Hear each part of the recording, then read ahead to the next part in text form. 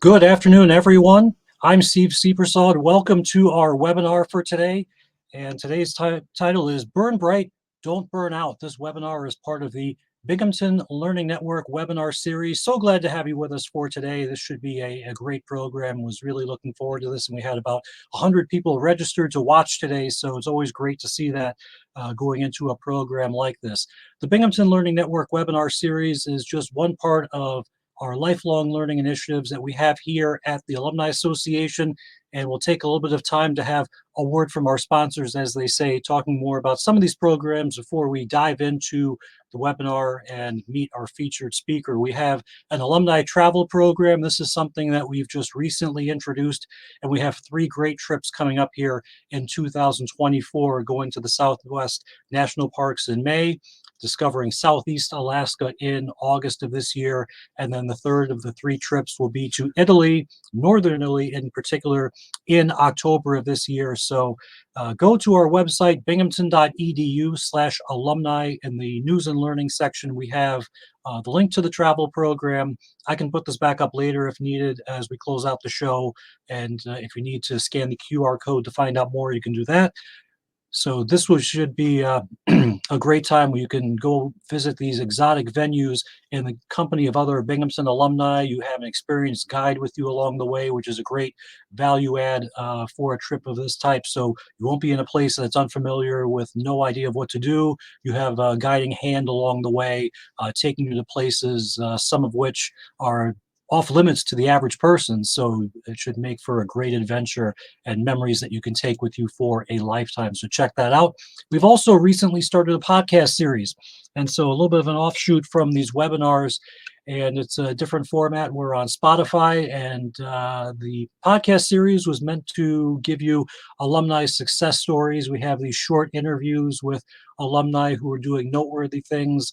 We had a podcast recently with an alumna who is driving the Oscar Mayer Frankmobile around the country this year. In fact, it came here to campus a couple of weeks ago, which was super fun. I got to ride in it, and she shares the story of how she got that job, what she does, and all sorts of other cool stuff.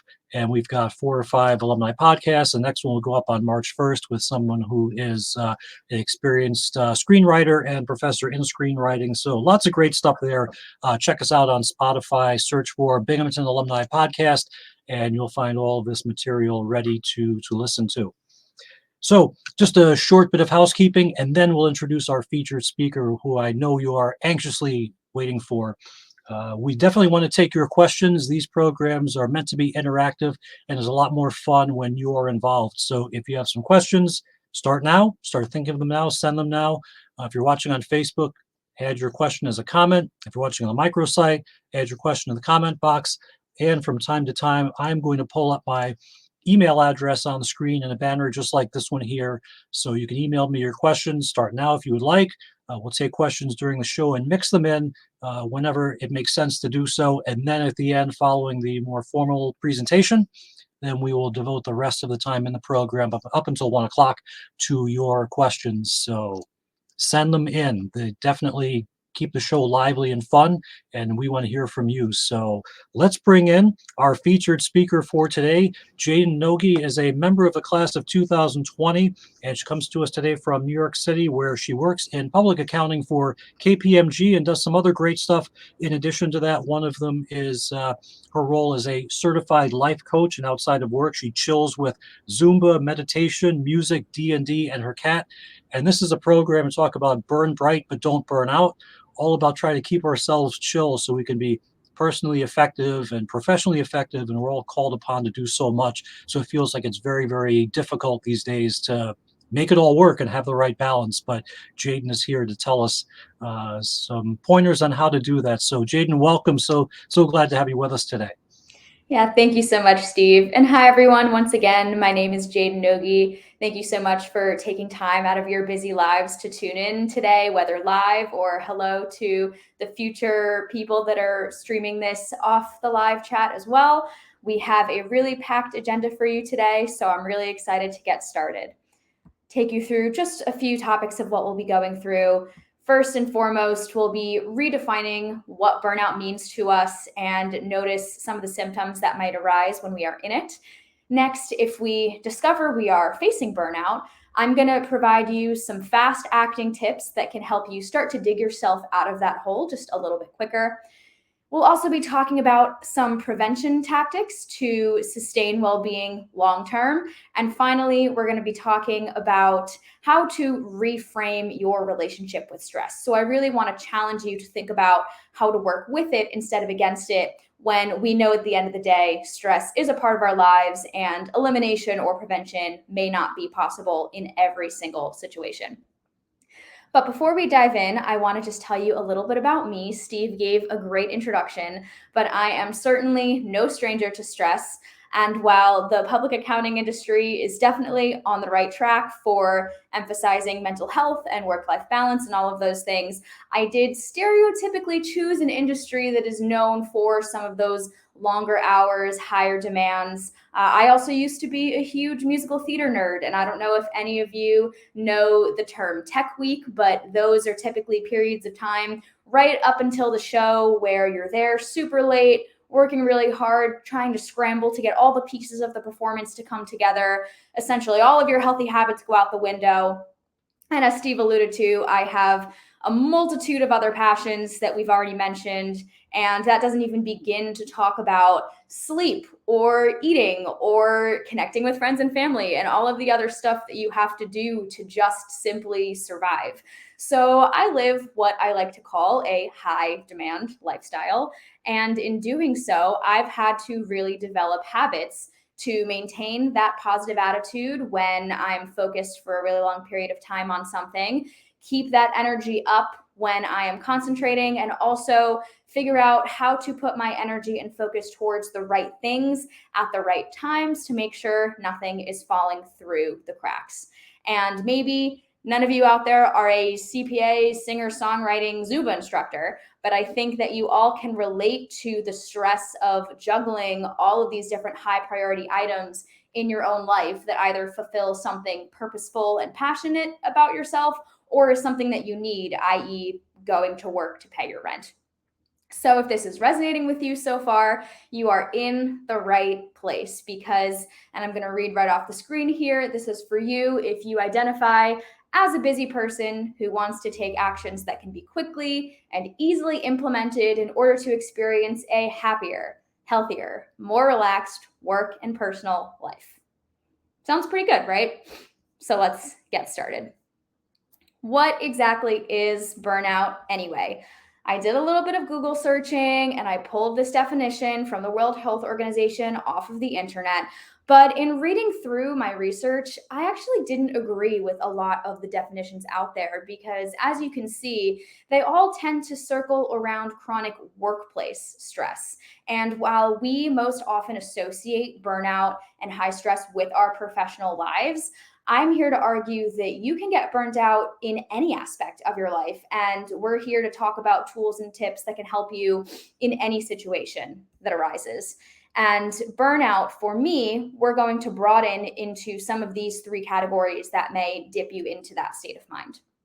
First, if you are completely overwhelmed, multitasking, having decision fatigue, either from doing too many things at once or from focusing on one really big problem for an extended period of time, that can lead to burnout.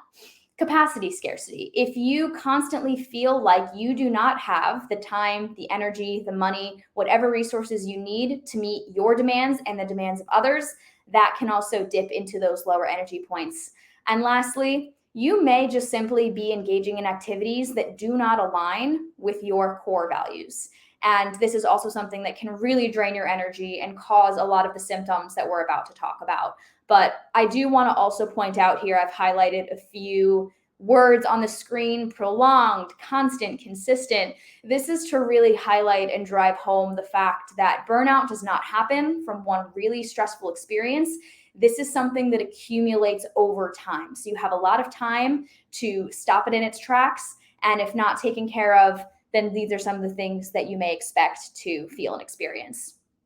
Physically, we get a lot of aches and pains when we're in burnout. I know for me personally, when I start to feel some pain in my lower back, that is after knowing my body for so long. a real signal for me to take a step back, take a walk, take a deep breath.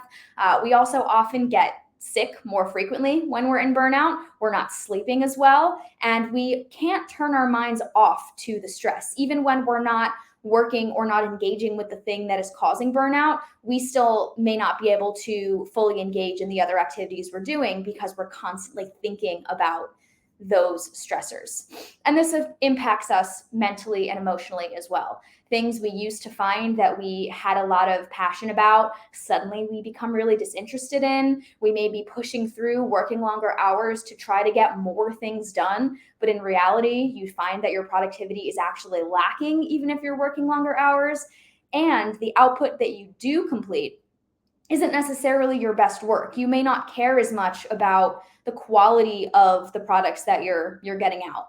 And the last one that I think is a really big telltale sign, especially for me, is when you start to feel disconnected from your relationships. So if you find yourself coming home after a long day to a family member or a loved one, and you feel like you're giving them the leftovers of yourself after a really long day, all of these things are really good indicators that you might be leaning towards or just full out experiencing burnout. And so if you're sitting here checking off these boxes, you may get a little nervous. Your first reaction may be to start analyzing why or how these things started to happen to you, what the causes of these stressors were.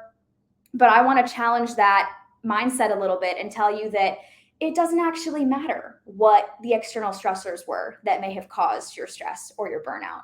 And so I want you to picture these two different scenarios to understand what I mean a little bit more. Let's say you're walking down the sidewalk and you trip and fall.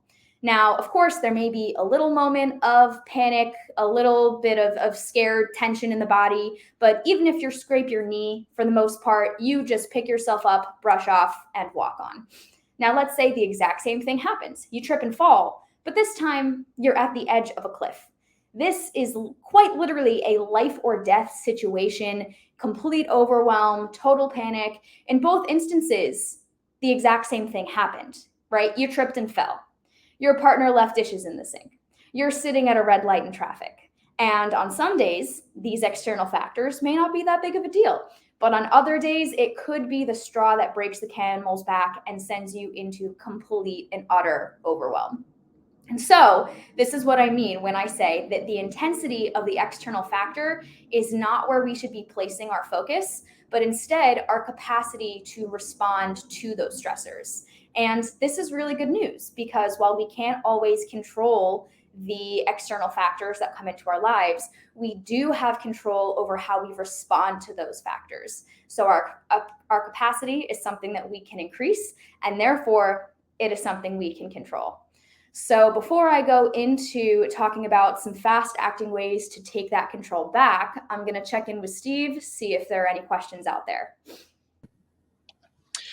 So far, it's quiet on the question front, which is not super unusual for this early in the webinar, so I won't be too worried about that, but I'll put my email address back up on the screen and just say, as you get questions, don't wait. You can just send them in and we will mix them in when it makes sense rather than holding them to the end. But some great content so far. And it's like I'm going through and on those preceding slides, thinking of how many of these symptoms really hold true for my everyday life. And I think probably people are doing the same thing. And maybe it's a sign of burnout or impending burnout, or maybe not, but certainly a lot we can identify with. And I think one thing that really stuck with me was talking about relationships and thinking about time spent with people. And you get home and are you really present? If I'm plopped down on the sofa and I'm taking a nap, I'm hanging out with people watching TV, but I haven't given them anything, maybe because I just don't have enough myself and take a rest.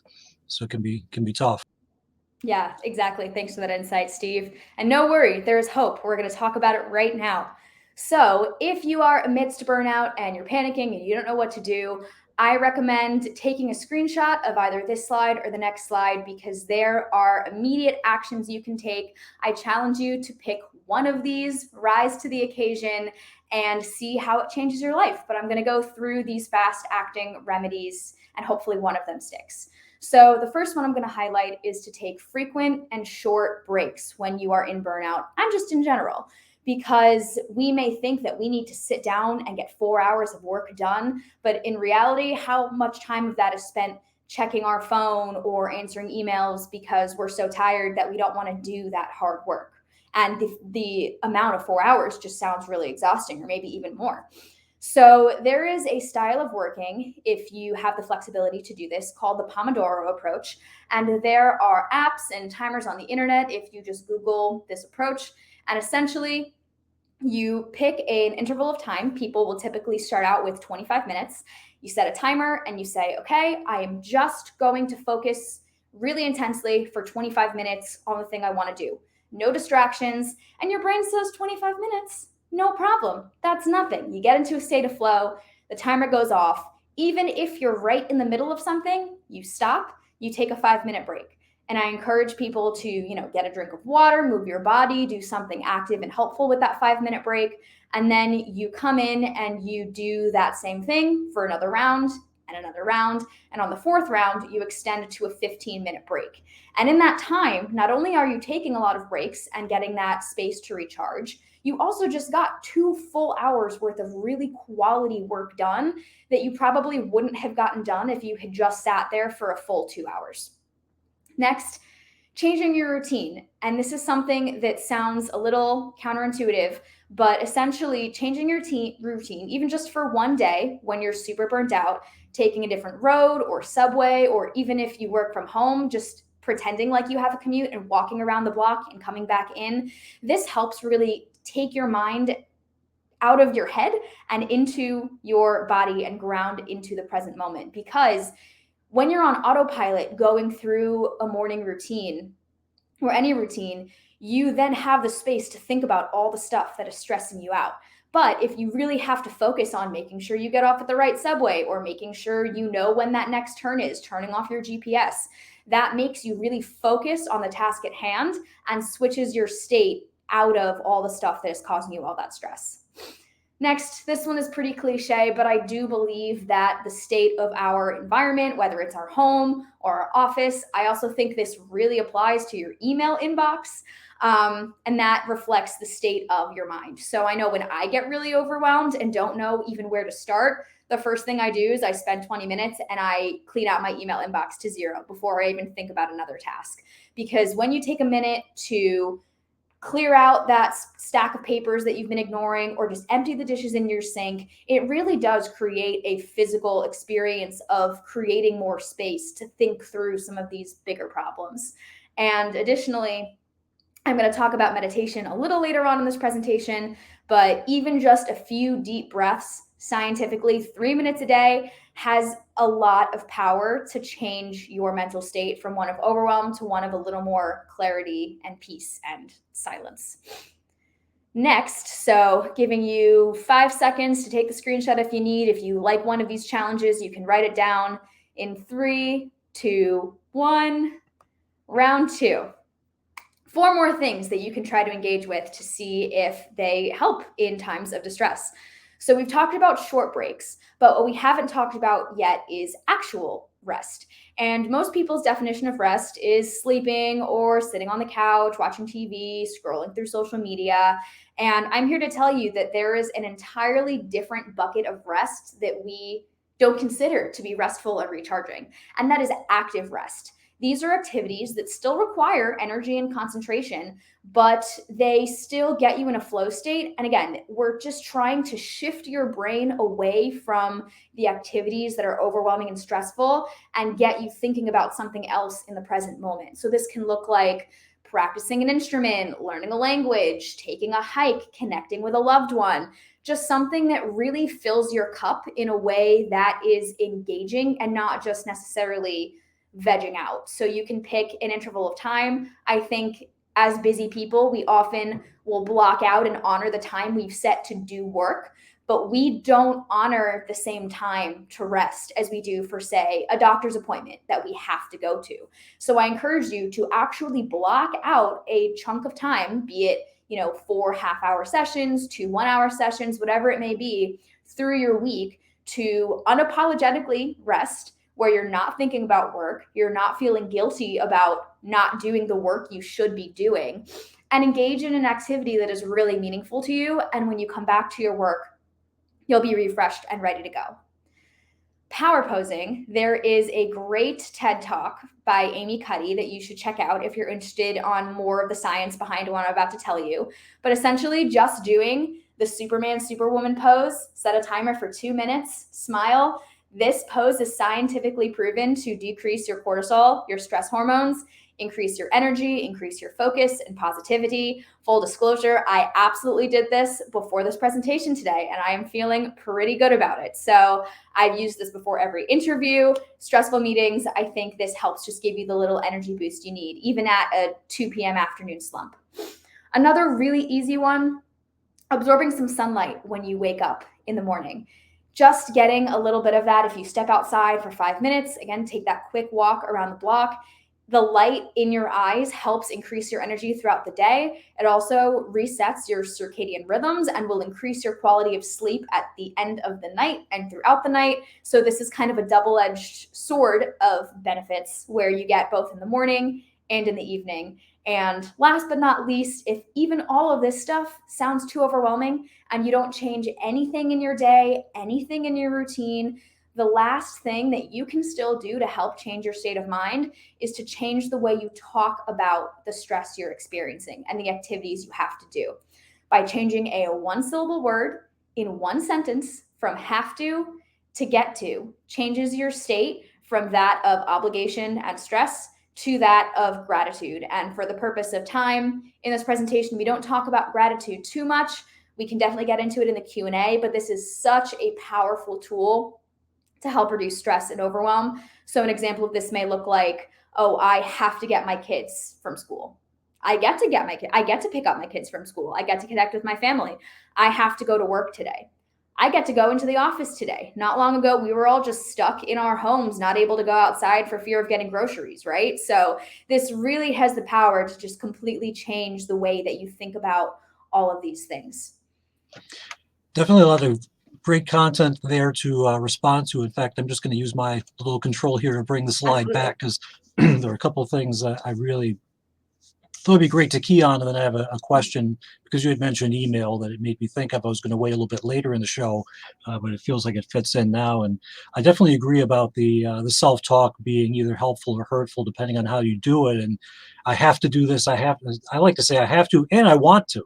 I have to go take my kid to get a haircut at 4 o'clock today. I also want to do that, so it'll be fun. It's not just, oh, I gotta go do this haircut, and you're like Eeyore, like I gotta go do this, and it's always cloudy, and you're just always miserable. But it's fun. So just say I have to, and I want to, and it's like that just changes up the energy around it. I think in such a different way. And absorb sunlight. Okay, you're here in Binghamton in the winter. That can be a little tough. A day like today, it's warmer, but it's cloudy and rainy. So, but go out and grab it while you can. But you had mentioned email, and I was thinking how much of these symptoms of burnout are made worse or increased by just all these different messaging platforms. It's like, just say on any given day, you've got your phone with you and you have work email, you have personal email, people messaging you on text, people sending you a Facebook Messenger. It feels like something's beeping all the time, and there's always something to look at across all these different platforms. And it's like, I think that's has to be in some people just, cause like enough already. And, just it's too much sometimes. Absolutely. I feel that all the time. And I definitely am a proponent of turning off notifications when I'm in an intentional, what I like to call a deep work block. If there's something I'm really trying to focus on and get into a state of flow, people can wait. People can wait the hour that I'm going to be really working on something to drive value for the goal that I'm trying to achieve, right? And I think you also bring up a really great point that I'm going to hit a little later on in the presentation about boundaries. So I'm going to hold off on talking more about that now and save it for a little later. But definitely the demands on our time are stronger than ever before. Okay, so we've talked about some of these fast acting tools you can grab whenever you are feeling really stressed. But what about the rest of the time when things are actually going pretty okay? How do we sustain that and avoid dipping into that hole in the first place? The first step is to forget this notion of the balancing act. We throw this term around, work-life balance, all the time, and people have this notion that it needs to be a 50-50 split. But really, there is no perfect formula in the way that you should be living your life. So instead of thinking about having to juggle these things and get it exactly right, instead we should be thinking about lifestyle design and specifically what it is that you want to be doing and you want to be spending your time. So this is, again, really good news, because if there is no perfect formula, if there's no perfect mold that we're all trying to fit into, it means you really can't get it wrong. The only way you get it wrong is if you actively deny yourself the things that you want and need for those shoulds. And you may be asking yourself, you may be asking me, okay, Jaden, I know what I need. I need better sleep. I need to eat healthy. I need to exercise. Great, but I just can't find a way to do that. So how do I actually consistently change those habits? Well, that's a great question. I am so glad you asked. You guys are really with it today. Thinking about long-term habits. So I want you to picture this scenario. You are back in Binghamton. Maybe it's your sophomore, junior year. You're taking some of those harder classes. It's the middle of February, snowy, and you wake up and you realize that you are super late for a midterm. Like, it's already started, right? So you go outside. You've got 2 different sidewalks you can choose. One, there isn't even a footprint in. The snow is like knee height, and the other has been perfectly salted, almost like it never even snowed. It's been plowed, and it's great. You're in such a rush. Which pathway are you going to take? That's such a dumb question, right? Of course you're going to take the faster pathway. You're not going to trudge through uncharted territory. And so this is the exact scenario that your brain runs through anytime you make any decision ever. Because there are these pathways in your brain. They're called neural pathways. And the more you repeat something, the more you already have an ingrained habit that's essentially the same as shoveling out a pathway. And for you to try to make a new habit stick, you are trying to carve out that snow-covered walkway with a tiny little spoon. You can do it. It is possible. You have the capabilities. It's just not the thing you're going to choose to do when you are already late and stressed out and it is the heat of the moment. You are going to fall back on those pathways that are already carved out for you. And so, just an example of how to work with that spoon a little more effectively. Keeping your goals and your habits really small and consistent. I like to say insultingly small. And what I mean by this is, if we take this example of wanting to become a runner, get into running, right? That's a pretty common New Year's resolution. And most people will say, okay, I'm really excited about this. I'm going to, run a mile every day starting from January 1. Well, again, that's you trying to trudge through that snow-covered pathway. You haven't shoveled it out yet. So eventually, when you fall off the wagon, then there's that guilt and shame of the goal not being met, and you get discouraged, and then you fall off the wagon entirely.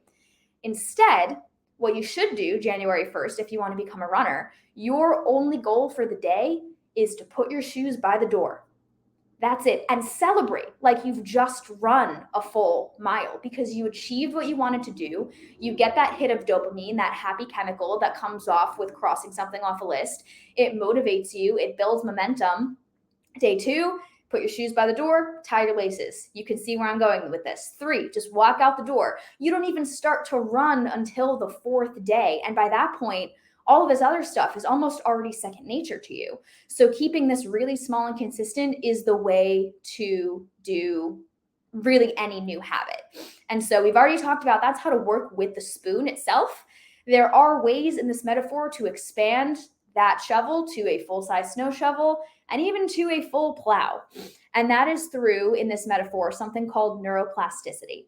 Neuroplasticity is the ability of your brain to literally rewire itself and restructure itself and change and create those new neural pathways. And there are a lot of ways to make this happen faster and easier, and that's neuroplasticity. So essentially, keeping the habits small and consistent are the ways to build out the pathway. Mindfulness and meditation is the way to make that process faster and easier. And I could do an entirely different presentation, a full hour, just on how transformative meditation is alone. It is something that has absolutely transformed my life. But I'm going to just debunk 2 really quick facts about meditation that may be stopping you from thinking about a practice. First, people think that meditation is about emptying your mind. And maybe it is for a distant monk somewhere, but for the everyday practitioner, it's really about developing an awareness of the thoughts that do arise and sitting with them, getting curious about them, and really getting to know the patterns of your mind. Because when you think about going to the gym to get strong, you do your repetitions, right? So when in the heat of the moment comes, if you need to, say, lift a car off of a baby, you can do that. But if you've never exercised a day in your life and you're trying to do that same action, chances are it's not going to happen. So meditation is really the reps in the gym. So when you're sitting there and you have that focus, you see yourself going down these stressful thought loops or thought habits. And eventually, in the heat of the moment, you have the ability to say, oh, actually, I am not in my best headspace. I am aware of this stress creeping in. I can see myself slipping down this thought slide. Instead, I'm going to intentionally choose to do something else. And you can make that choice because in your meditation practice, you've already begun to carve out that pathway. So it's not a matter of totally covered in snow and totally salted. It's already dug out a little bit, and you may have the time to choose to continue to dig out a little more. And next, people think that meditation takes too much time. I meditate for 10 minutes every single day. It has transformed my life. Just those few deep breaths, as we saw on those fast acting slides, has the ability to stimulate your parasympathetic nervous system, which is the portion of your body that is responsible for regulation and peace and calm, reducing anxiety, all of those things. It also stimulates something called the vagus nerve, which is the longest nerve from your brain all the way down through your spine. And it helps, again, really just calm the body, calm the mind. It almost acts like a scrub brush for your internal organs. So you get a lot of really great physical benefits from this stuff as well. But combining it with that consistency practice that we've already talked about, that's when you start to really reap the long-term benefits of carving out those new neural pathways. So you get immediate benefits in the moment, calming the body, and when you do it for a consistent amount of time, you then reap those longer term benefits of really changing your habits and the way that you think about just about everything. Before we get into boundaries, I'm going to do another Steve check. How are we doing on questions?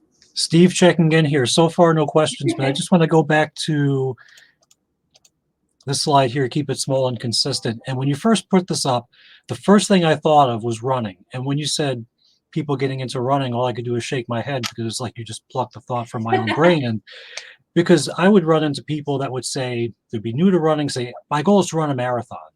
And I would say, your goal should be to see if you even like running first, because if you don't, you are going to go out there at a marathon and be absolutely miserable. And so that is not something I advise at all. And when I got into running, it was back around like 2013, and I felt like I needed a new challenge. I wasn't really pushing myself to do enough, but I wasn't really sure that a marathon or even a half marathon was the right thing for me. So the JCC here in Binghamton was having a short distance triathlon.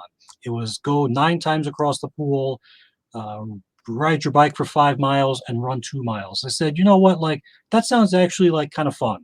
I went and bought a bike and remembered how much I loved biking when I was a teenager. So it was great to reconnect with that.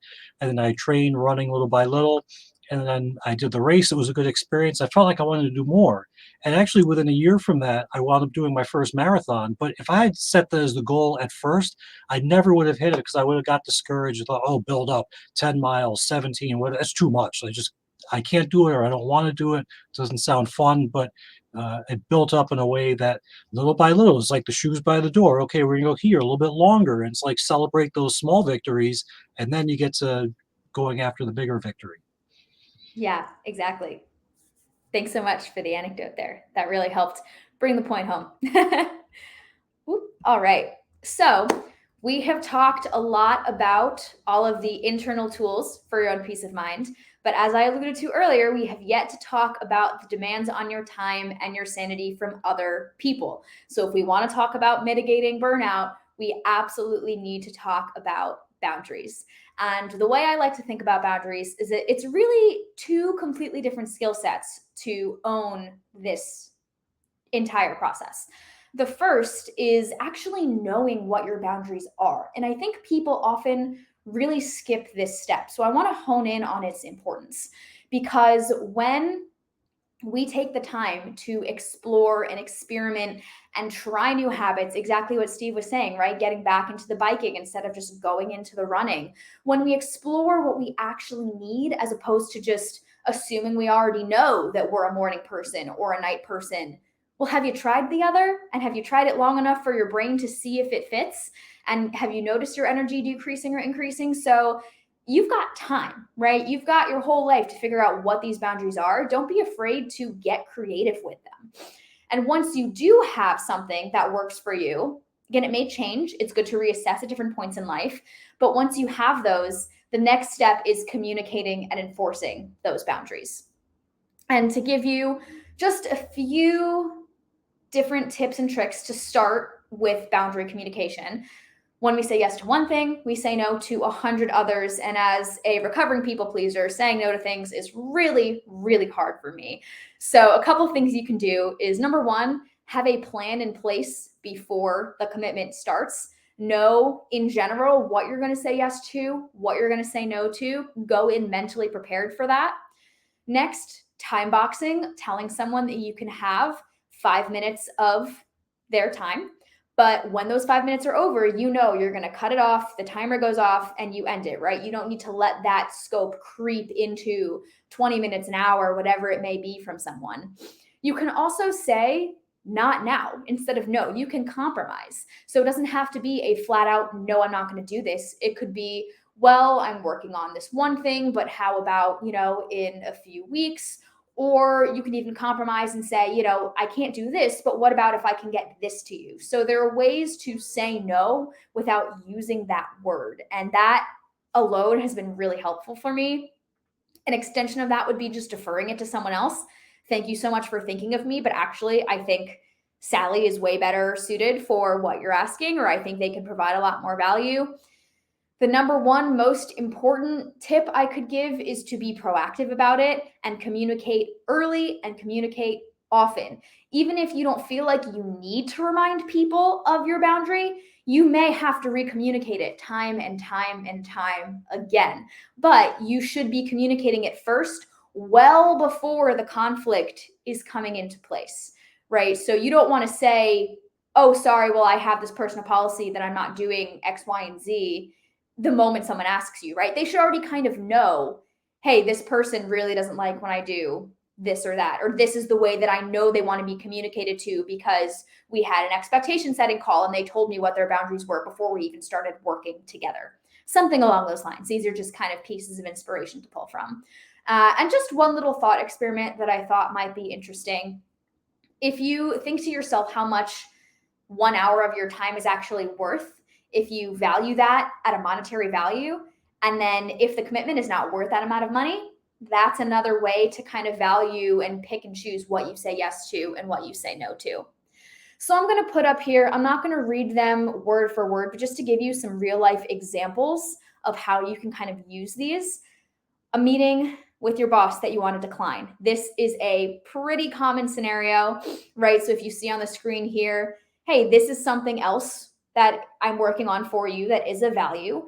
If it's okay with you, I'm going to go ahead and, reschedule this so I can get this to you ahead of time.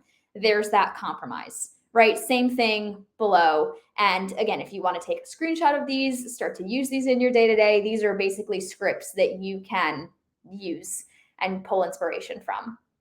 Another situation, let's say you have a very chatty coworker. This is a great example of time boxing. I can't give you my full attention right now, but give me 15 minutes and I'd be happy to talk to you about this thing. And that will also additionally provide more value to them. Also, when they want to dive deeper into a topic, can we schedule sometime next week? And last but not least, saying no to social engagements, inciting that gratitude, saying, thank you so much for thinking of me. I have a previous engagement. You don't have to over-explain what that engagement is. This is something that I am still definitely learning, but you can just say that you have a conflict and that you'd be happy to provide value in some other way, or, tell me about the event, show some interest in it in general as well.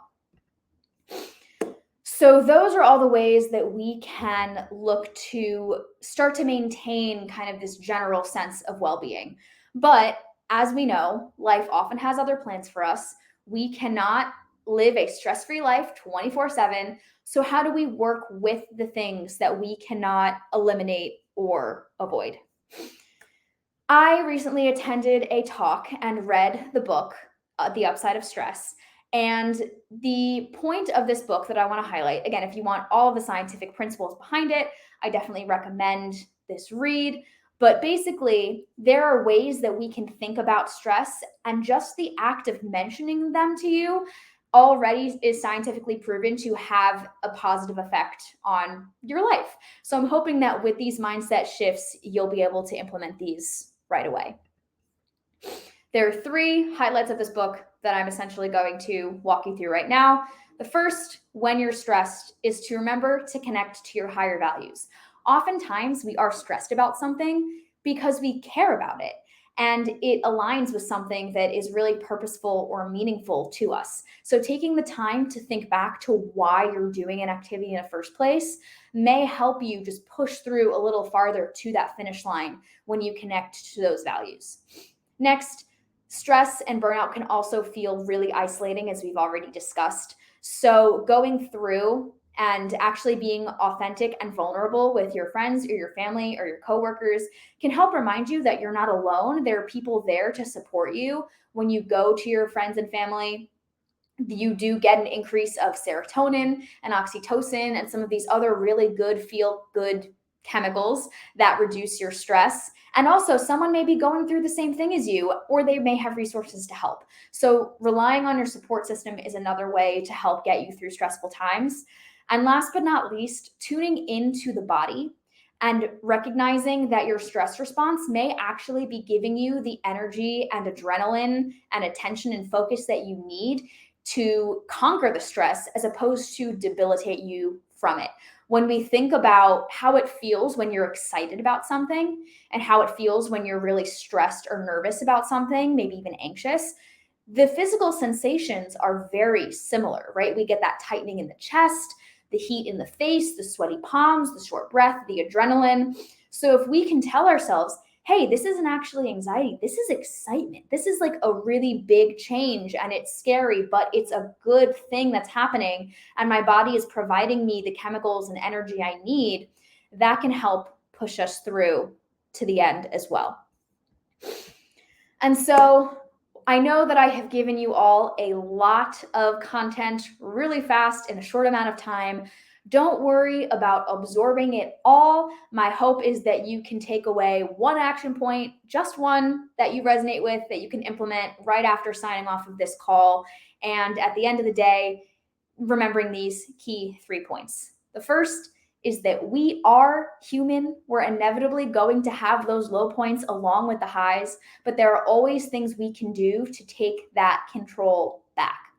And those actions may not be the same as the person sitting next to you, because you have a unique lifestyle and a unique need for long-term happiness. So don't be afraid to explore that and experiment with it to find what works for you and not what the latest trend in mental health is.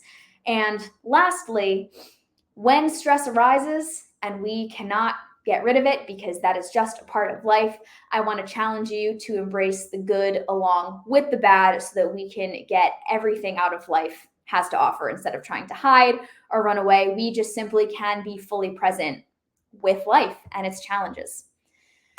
So thank you so much for tuning in. That is all the content I have for you guys. If you want to have a conversation with me about how some of these things can relate to your personal life circumstances, feel free to reach out. And additionally, I have a slide on the next page that we can leave up during the Q&A. If you want to dig into some of these topics deeper on your own, there's just a quick culmination of other mediums and resources that I've really resonated with throughout my time kind of doing this research. So thank you so much. Happy to take any questions that are out there. I'll pull the banner down so that way all of the content on the screen can be visible. We'll leave this up for a bit, but Jaden, thank you so much.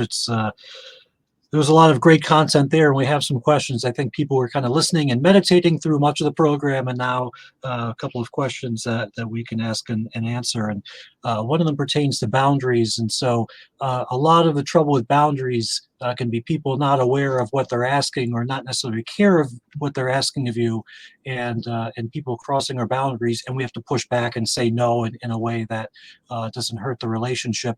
And I'm curious from your side, how much of this is caused by maybe us not respecting our own boundaries? Because I think we all know the people, they think they can do it all, they want to do it all, they work, they take care of kids, they want to do an online degree program, they've got all these hobbies, they want to just get it all done. It becomes like going to a buffet and I put rice on the plate, I put chicken and I put turkey, and now there's this and there's that, and you get back to the table, I can't eat all of this. This doesn't feel good to me. I can maybe have 2 or 3 things, and then you can easily get in a spot where you're into all these involvements and just can't make it all work. So how much of that is sort of self-generated that we just don't have that ability just to say, it's got to stop here? Yeah, I think that goes back to that first skill set of before you can even communicate the boundaries, exactly like you said, because if you don't know what it is your boundaries are, how can you communicate them, right? How can people understand? And then you are forced to push back. And I want to use an example in my own life of a time where I did not communicate my boundaries well, even though I knew what they were. And so I was visiting family. They're about 2 hours away. It was a weekday, and the stress of my job was getting to me. It was, a hard week. And but I really wanted to engage with them. And so, I made the trip out. But I knew that I needed to be home. I couldn't stay over. I had to get up for work the next day. But instead of telling anyone ahead of time that there was a specific train I had in mind to make, I, went through the whole evening and I saw the time ticking by, and it was getting later. And we hadn't even had dessert yet. And this stress was just building up in me to the point where I was really unpleasant to be around, frankly, when that time hit and crossed that, and I missed the train that I wanted to make because I only told someone 5 minutes before I needed to make the train. And it's like, of course I'm not going to make the train, and of course I'm going to get upset. So number one is knowing I need to leave at a time to know that my energy levels are going to be up enough to get through the rest of my work week. Number two is just letting someone in my family know, hey, really excited to see you. Happy to come out tonight. I have to make the 9 p.m. train. And then everybody knows and everybody can work with it. And then you can just enjoy the evening and it's not a big deal. So that's a hard lesson that I learned. And I think people often feel like we have to play these guessing games with boundaries where we're afraid to tell someone what's going on, or we're trying to guess what somebody else's boundary is. And we forget that we can just simply ask, especially again, with that being proactive piece, knowing if it's a work example, some upfront conversations that I've had are, how do you like to receive questions? Right? Are you someone that wants me to just message you every day, every minute, every time I have a question? Are you someone that wants to block off office hours and have me answer, all my questions at once? And so you can ask someone what their boundaries are to try to meet them. You can also be the person communicating them. You can be the person having that call and saying, hi, here's how I like to work. Welcome to the team. This is the way that I typically do things. How do you feel about that? Does that work for your working style? And you can just have that conversation up front before it ever becomes a problem and before you even get to the point where someone requires you to push back because they already know what's going on.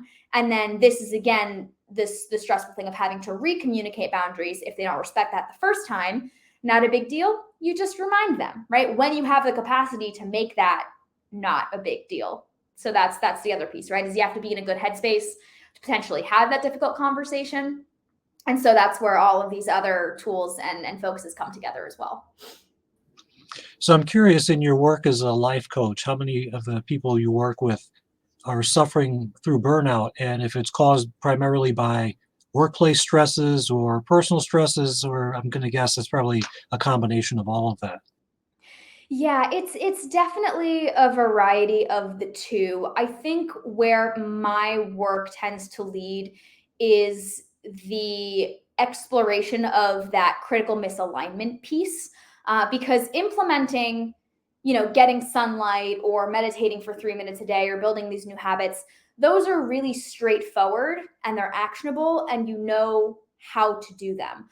But where I come in as an intuitive living coach is to say, hey, where are you taking actions in your life that you feel like you have to be taking? That I then challenge you to kind of think about, well, how does that really serve you, right? What values is that? Is that tuning into at a deeper level to make everything that you are including in your life, making sure that it's the right things and helping people kind of eliminate the stuff that is just filler.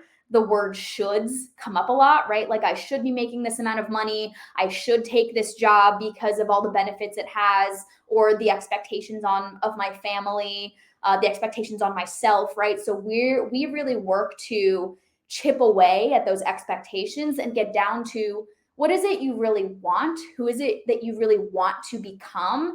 And then once you have that clarity, the rest is just execution. The rest is just making sure you get the energy that you need and setting the boundaries you need to be in that place of pure fulfillment. And that seems to tie in well with something that you said at the beginning, and I'm probably not going to paraphrase this correctly, so feel free to jump in and tell me if I got it wrong, but something along the lines of almost there are no wrong answers. There's no one correct path you were supposed to take. And I think probably some of this is driven by these shoulds that people have, and it's this vision that you have of yourself from back when you were little, you didn't really know anything, and you thought as a grown up, I want to do X. And then you get to be a grown up and say, I'm not doing that. And I don't feel like I'm aligned properly. Let me do this and this. And then, and you're not going to be able to get it all done. And you have to be able to say, that's okay, because there's no wrong answer here, and just to look at overall, what's my personal satisfaction, not so much, am I doing this particular thing at work? Am I on these boards? And, am I doing an online learning or whatever? Just like we come up with these goals for ourselves sometimes because we think it's what we need, and it's like doesn't really make us more satisfied in the end. Exactly. And I do a decent amount of mentoring for current School of Management students as well. And the thing that comes up the most often is they are all trying to do the most amount of things to put on their resume to get the job that they think they have to do. And I stop and say, hold on, like, where are you having fun? What is this actually going to do for you? And a lot of the times when they're deciding between 3 different case competitions and 2 different e-boards, and they're like, well, actually, this e-board, I think it's just kind of be stressful. Like, it's really just a resume booster. But this other one, like, I love Cheese Club. I really want to get into some leadership role with that. And it's like, okay, well, there's the passion. There's the thing that you should be doing because it's what you actually want to be doing. And yeah, there's just so many different situations where that can arise, and having that clarity just helps chip away at everything else for sure. It definitely can be a lot of pressure as a student to have all these things that look good on paper, and very few people, I think, stop, take a look and say, do I want to have 10 involvements that are mediocre? And some of them I just say, why am I even doing this? Except that it's a line on a resume that I feel like I have to have, or 3 that are actually fulfilling and I give to it and I feel like it gives back to me, is a conversation a lot of people don't have with themselves. And so personally for me, what I've found helpful is I'm somebody that likes to take on involvements, and sometimes I can violate my own boundaries. And my family will question it sometimes and say, and it gets me to stop and think, if you take on X new involvement, which of the current things are you going to give up? And it really kind of stops you in your tracks and gets you thinking, A, I can't do all of it. And B, what can I live without? If I'm going to take on this new thing, is it better than something I'm already doing? And if not, why do I need it? To have this sort of internal dialogue on what does it mean to you and how much time is it going to take? What's the return on the investment? Do a card sort. I literally sometimes have taken a post-it note, and each post-it note is a different thing. Is work. It's a part-time job. It's the school board. It's the Red Cross. It's this or that. And then I write on there, what's the importance on a scale of 1 to 10? And what's the return on the time invested on a scale of 1 to 10? And if all the pieces of paper say 10 on everything, I didn't do it right, because everything can't be a priority or else there are no priorities. Yeah, this is such a great point. And something that I want to talk about as well is that your boundaries and your priorities can change day to day. So this is where I go back to forgetting that balancing act. And, we think we have to have this one structure, this 50-50. Okay, well, here are the things that I told myself I was going to do. These are the boundaries that I've discovered. This is what I know works for me. But guess what? Life circumstances change, your values change, your needs change as you go through life, alluding to what you were talking about before as well. Thinking you wanted to be something as you were a kid, thinking you wanted to do something in your 20s, thinking you wanted to do something else in your 50s. You are a fluid, ever changing human being. So thinking just about what to do at that last end goal, you're probably already missing half of the steps to take earlier than that, which is getting that clarity and learning the tools to understand where your time really needs to be aligned and when. So things like work and volunteering at the Red Cross and all of those items, they can be 10 priorities to you in the fulfillment category, but you can also recognize that they don't all have to be priorities right now, this very second, right? If you think of a gas burner stove, you've got 4 different burners. You can't have them all turned up on high at once. Otherwise, they're all just going to kind of fizzle out. But if you know you're making a specific stew, it's getting a little heavy with the metaphors here, but really, okay, for me, it's busy season. I know the work burner has to be turned up to full. That means in order to compensate with that one, I also really need to make sure the self-care burner is turned up. As a result, I communicate my boundaries early and often with everyone else in my life. And I say, hey, I'm going to disappear for 2 months. I'm going to focus on myself and I'm going to focus on work. But I'll see you again in March and we'll get together and, it'll be great. And so then I can turn the work burner down. I can turn the friend burner up. And it's a constant shift. It's a constant check in with yourself, check in with the circumstances of that particular moment and adjust accordingly. And once you learn how to kind of pull those levers and adjust those burners, that's when you really start to flow freely into this space of optimal lifestyle design, knowing that there is no box you need to check, even for your life or even for any particular moment in time. You don't have to be doing X, Y, and Z because that was what you set out, right? And then there is that kind of balance between discipline and flexibility, which is a line we toe often. That is probably, again, an entirely different presentation topic. But knowing how to say to yourself, here's where I am right now. Here's where my energy levels are right now. What is it that I need to be focusing on to make sure I'm in alignment with my longer term goals, dreams, goals, values, where my energy levels are, and really how to put all of that together for your moment to moment needs. Make a week long plan, a month long plan, check in with that every so often and adjust accordingly. So you don't just necessarily want to be flowing through life, free as a bird, unless that works for you and you've tuned into this intuition so well that you don't need a plan. I think for most of us, that's not really going to work. So you make these longer term plans, you sit down, you get the clarity, you think about it, execute for a little while, check in with yourself, see how you're doing. Don't be afraid to readjust. Don't be afraid to drop a goal altogether just because you said you were going to do something 6 months ago and then life totally changed. So these are all just kind of ways to think about dealing with all of these different aspects of life. And if you find you've got a lot on your plate and there's nothing to move out of the way, that's again when you think, okay, well, if I can't take stuff out, how do I increase my own capacity to deal with some of these things for that short period of time? And if you go too long with it, that's when you hit that burnout. As you said, some people are afraid to say no when asked about a commitment, and maybe the answer is not so much no, but not now. Yeah. And it's something that could be revisited later, and you may find that 6 months, a year later, you don't care about it anymore. And there's something else that seems more important. It's okay to let that go, and you go on to something else. No one right answer. I don't recall seeing this earlier in the presentation. If I forgot, please forgive me. But talk about the importance of not self-medicating and treating burnout by sort of maladaptive behaviors. Sometimes it can be tempting to just try to do certain things to try to take the edge off and think, okay, it'll reduce my stress and feel better, but it either is not effective or you just keep like dipping into the same thing over and over in a rinse repeat. It just doesn't really work the way you intended. Yeah. So I'm going to go into another extended metaphor here that I recently developed through a meditation group that I just absolutely love. So, anytime we are diving into some of those other habits like scrolling through social media constantly, or whatever other unhealthy habits that you may deem as such, essentially what we are looking for is a hit of dopamine in our brains. And so this is a feel good chemical.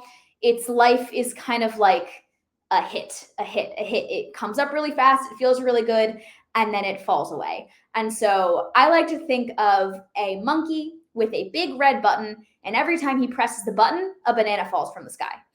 And there is unlimited number of times that you can press that button, and every single time a banana is going to fall. Now, you can have all these bananas, but if you've ever gone through a particularly lengthy scroll through social media and you kind of blink and you're like, oh my God, I just spent an hour here. My head hurts. I don't feel any better. That's probably the equivalent of that monkey trying to eat all of the bananas at once. And then he gets a stomach ache because it didn't actually help him. He didn't really need those bananas at that time. It just felt really good to press the button. And so knowing that about yourself and knowing where you are looking for that dopamine externally is a really good place to start. Again, just being aware and mindful of those habits. And then you set some structure into building out that new pathway and creating that new habit to get that same sense of fulfillment in another way. So, for example, other chemicals that make you feel good in the brain are endorphins, serotonin, oxytocin. Endorphins come with exercise. Serotonin is kind of like the connection drug, if you will. And all of these have a very different life in your brain where they are slow and you need a lot more of them and a lot more consistent to feel them. But when they're there, they actually last a lot longer and a lot stronger before they start to die away. And if you're doing these things consistently, it doesn't ever really die away because you're tending to it, and it's more of this slow wave than it is a spike with the dopamine. And there are healthy ways to get dopamine too. Like you get it through exercising, you get it through crossing things off a list, you get it through achieving goals, right? There are other things that you can be rewarded for in your internal system, external or besides just simply pressing that button for those hits. I hope that helped. I definitely think that's helpful, and I hope our viewers do as well. And you've given us so much great information to think about. As you said, a lot for a short amount of time, and so the beauty of this is that it gets auto recorded, auto archived, so you can go on our Facebook page on the Alumni Association or on the microsite. This same link that you used to watch the program, you can go back and watch it again. So if you missed getting a screenshot earlier, you can do that. If you want to go back and listen to something as much or as little as you need to, you can do that. And I think about this one coach that I had talked to a while back, and he said, "There's really no one right answer except the thing that you find that works for you." And that will be different for the 91 or so people that signed up to watch this webinar, however many we had at any point during this. That answer is going to be different for all 91 people, and that's the beauty of it, is that we're all different. And so hopefully we've given people at least one nugget to take to help you to be happier, to be more successful, be more effective in your everyday, and feel more present in your relationships, and more present in the life that you want to have. So, Jaden, thank you so much for taking the time to share with us here in the alumni community, to share your knowledge and your experience, your expertise, and I hope everybody will take what they got today and use it in some way that makes them a happier, healthier person. So thank you. Thank you so much, Steve. And thank you everyone for spending just a little bit of your time and energy with me today. And thank you to everybody who had tuned in. And just really quick before we let everybody go, just one more plug for the alumni travel program. If you go to binghamton.edu/alumni, right there on the homepage, there's a link to the travel program. You can see more about each of the 3 trips that we are offering this year. We are actively taking registrations for all 3 Southwest National Parks in May, Southeast Alaska in August, and Northern Italy in October. And if you're on Spotify and you like podcasts, here's one more podcast for you to like, the Binghamton Alumni Podcast. So it's a podcast for people like you. You can hear from alumni who are out there doing very cool things, and they share their stories, and these are in short bites. So if you've got to drive across town to go from one thing to the other, or take your kids to a haircut or to a sports game, and these fit right along. Maybe the kids may not want to hear it, but if you've got a short drive across town and want some good listening, the podcast is there for the taking. So for Jaden Nogee, I'm Steve Seepersod. Have a great rest of the day, and we will see you on the next Alumni Podcast.